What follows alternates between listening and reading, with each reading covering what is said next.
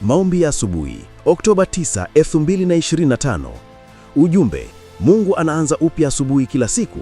Asubuhi hii mpya ni zawadi kutoka kwa Mungu. Ni ishara ya kwamba rehema zake hazijaisha na kwamba bado ana mpango mzuri juu ya maisha yako.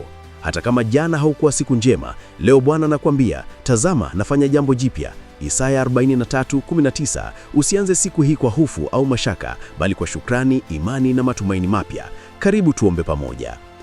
Baba wa milele, tunakushukuru kwa zawadi ya uhai, pumzi ya uzima na nafasi nyingine ya kuanza upya. Tunakushukuru kwa ulinzi wa usiku uliopita na nuru ya asubuhi hii. Bwana, tunakabidhi siku hii mikononi mwako, iwe siku ya ushindi, amani na mafanikio. Tunakuomba ututangulie katika kila jambo tunalofanya, kazini, shuleni, sokoni na nyumbani. Uwe kiongozi wetu na mwanga wa njia zetu.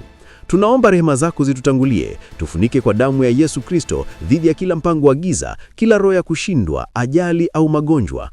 Mungu, fungua milango ya neema na kibali kwa yeyote anayesoma maombi haya. Wape nguvu waliochoka, tumaini waliovunjika moyo na rehema kwa waliokosea. Bwana, tazama walio katika majaribu, changamoto za kifamilia, kifedha au kiroho.